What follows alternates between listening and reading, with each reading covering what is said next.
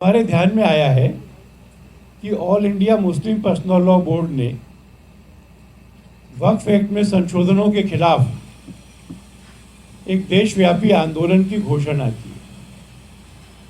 इसमें एक दिन सब मुसलमानों से आह्वान किया है कि वो अपनी दुकानें और संस्थान ये बंद रखें। मीडिया में इसको भारत बंद कहा जा रहा है और ये भारत बंद स्वेच्छा से होता नहीं है। इसके लिए अनेक स्थानों पर जोर जबरदस्ती और हिंसा भी होती है। इस आंदोलन का एक हिस्सा ये है कि दिल्ली में राष्ट्रपति भवन पर और राज्यों की राजधानियों में राजनिवास पर प्रदर्शन किया जाएगा और गिरफ्तारियां दी जाएंगी। सब राज्यों के मुख्यमंत्रियों को भी ज्ञापन दिया जाएगा।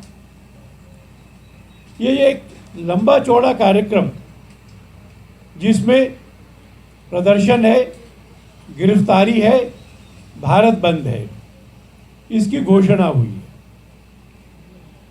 हमें इस पर आश्चर्य हुआ है। जब सुप्रीम कोर्ट का इंटरिम ऑर्डर आया था तो all India Muslim personal law board ने और जमीयत ने इसका स्वागत किया था। जमीयत ने तो यहाँ तक कहा था कि सुप्रीम कोर्ट के इंटरिम ऑर्डर से हमारी यह आशा विश्वास में बदल गई है कि भारत में न्याय अभी जिंदा है। यह भी कहा गया था कि यह सुप्रीम कोर्ट का निर्णय संविधान की भावना की जीत है। ऐसा कहने के बाद में यह आंदोलन क्यों हो रहा है? और विशेष तौर पर यह बात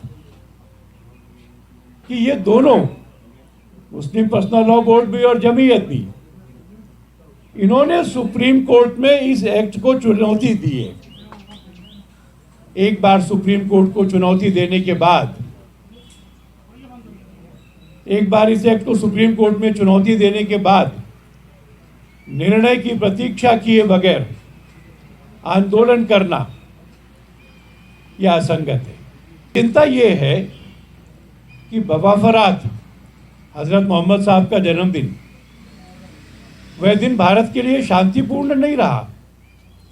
देश के अनेक स्थानों पर उस मौके पर हिंसा और झड़पें हुई हैं, संपत्ति का नुकसान हुआ है।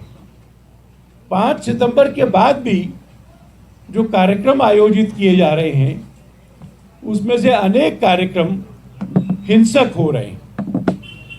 इसलिए हमको ये डर है, आशंका है कि ये जो कार्यक्रम घोषित किया गया है इसमें शांतिपूर्ण रहने की आशा कम है और ये आशंका ज़्यादा है कि उसमें हिंसा हो सकती है, तोड़फोड़ हो सकती है।